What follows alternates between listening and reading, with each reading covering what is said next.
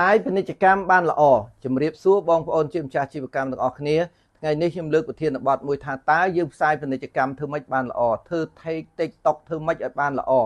nè phần lư cho ba sầm lên là cứ phần tụ sam sập rời tai chặt sập rời tiết cứ athenay này content đại dương thưa chẳng athenay này content dương thưa tân thưa ấy kha tì muôi dương từ sai chỉ đều thả tệ để chốn trong banផលិតផលយ៉ាងម៉េចផលិតផលនឹងសេវាកម្មយ៉ាងម៉េចហើយតម្លៃប្រមាណដែលគាត់ចង់បានបាទទី2ត្រូវសិក្សាពីដៃគូប្រកួតជែងតើដៃគូប្រកួតជែងផលិតផលគេម៉េចហើយគេឆ្លើយតបតម្រូវការអតិថិជនបានប្រមាណតម្លៃគេលក់ចេញម៉េចបានយើងមករៀបចំឬក៏តាក់ទង supplier រៀបចំផលិតផលយើងនិងសេវាកម្មយើងធ្វើម៉េចឲ្យល្អជាងដៃគូប្រកួតជែងបានយើងផ្សាយមិនមែនផ្សាយដោយព្រាវទេត្រូវស្គាល់តម្រូវការអតិថិជននិងដៃគូប្រកួតជែងបានយើងរៀបចំផលិតផលនិងសេវាកម្មយើងឲ្យល្អជាងដៃគូប្រកួតជែងនេះជាអត្ថន័យនៃ content ហើយបាទពេលយើងផ្សាយយើងប្រៀបធៀបភ្លាមថាគុណភាពយើងល្អជាងដៃគូប្រកួតជែងកន្លែងណា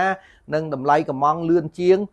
ពេលយើងកំងពេលវេលាយើងលឿនជាងប្រើប្រាស់យូរជាងអានេះហើយដែលអតិថិជនចង់បានតែបើយើងថាយើងធ្វើមិនបានសងលុយ3ដងវិញនេះជាអត្ថន័យនៃ content 70% ទៀតទើបការផ្សាយនឹងមានប្រសិទ្ធភាពចឹងផ្សាយមិនចេះក្រោះផ្សាយទេមិនលក់អនឡាញគឺលក់អនឡាញលក់ផលិតផលនិងសេវាកម្មជូនអតិថិជនចឹងត្រូវដឹងថាអតិថិជនយើងត្រូវការទិញផលិតផលអីសេវាកម្មអីតម្លៃប្រមាណគុណភាពយ៉ាងម៉េចហើយមើលដៃគូគាត់ជែងតើគេឆ្លើយតបនឹងតម្រូវការអតិថិជនបានប្រមាណភាគរយហើយតម្លៃគេលក់ប្រមាណគុណភាពគេមិនដែរហើយគេធ្វើ promotion បែបណានិយាយទៅគឺប្រៀបធៀបតម្រូវការអតិថិជននឹងដៃគូជាប្រចាំ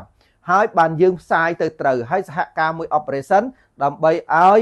ផលិតផលយើងនិងសេវាកម្មយើងមានលក្ខខណ្ឌល្អជាងដៃគូបានផ្សាយទៅត្រូវនេះជាគន្លឹះក្នុងការផ្សាយពាណិជ្ជកម្មមានប្រសិទ្ធភាពខ្ពស់មិនមែនចេះតែផ្សាយទេ boost page ក៏ដោយ boost ត្រូវគឺយើងបានផល boost មិនត្រូវគេអត់មើលទេហ្នឹងហើយ TikTok Facebook វាអត់ស៊ីទៀត read ទៅអត់បានច្រើនអញ្ចឹងតតែអត្តន័យយើងដាក់ទៅត្រូវអាហ្នឹងមានប្រសិទ្ធភាពតោះទី1គោលដៅនៃការរើស៊ីដើម្បីអីគឺរើស៊ីដើម្បីប្រាក់ចំណេញកើនឡើងជាលំដាប់ពីមួយខែទៅមួយខែ return on investment ពីមួយឆ្នាំទៅមួយឆ្នាំកើនអានឹងយើងធ្វើត្រូវទី2ដើម្បីឲ្យប្រាក់ចំណេញយើងកើនឡើងបានទាស់តែយើងបង្កើនចំណូលឲ្យបានល្អកាត់បន្ថយចំណាយបានល្អទើបប្រាក់ចំណេញយើងកើនបានខ្ពស់បាទចំណុចទី3ដើម្បីបង្កើនចំណូលយើងធ្វើអីទាស់តែពង្រឹងផ្នែកទីផ្សារឲ្យបាន 60% ពង្រឹងផ្នែក operation ឲ្យបាន 20 មើលផ្នែក finance 10% operation HR 10% ទៀតអានឹង business យើងដើរត្រូវហើយលំហូរត្រូវហើយបាទអញ្ចឹងក្រុមទី4ចំណុចទី4យើងត្រូវតែពង្រឹងទីផ្សារហ្នឹងគឺពង្រឹងការផ្សព្វផ្សាយធ្វើ page ធ្វើ content ឲ្យបានល្អបន្ទុ 50% អានឹងគេចាប់អារម្មណ៍គេ comment ចូលក្នុង page យើងហើយក្រុមបិទការលក់បិទឲ្យបាន50ទៀតគឺបាន 100% ចំណូលយើងកើនខ្ពស់ហើយកន្លែងហ្នឹងបាទអញ្ចឹងដើម្បីផ្សាយពាណិជ្ជកម្មបានល្អទី1យើងត្រូវប្រៀបធៀបផលិតផលយើងនឹងដៃគូឲ្យបាន 80% បាទអញ្ចឹងរូបភាពច្បាស់សលេងល្អគឺ 20 ឬក៏ 30% ទេ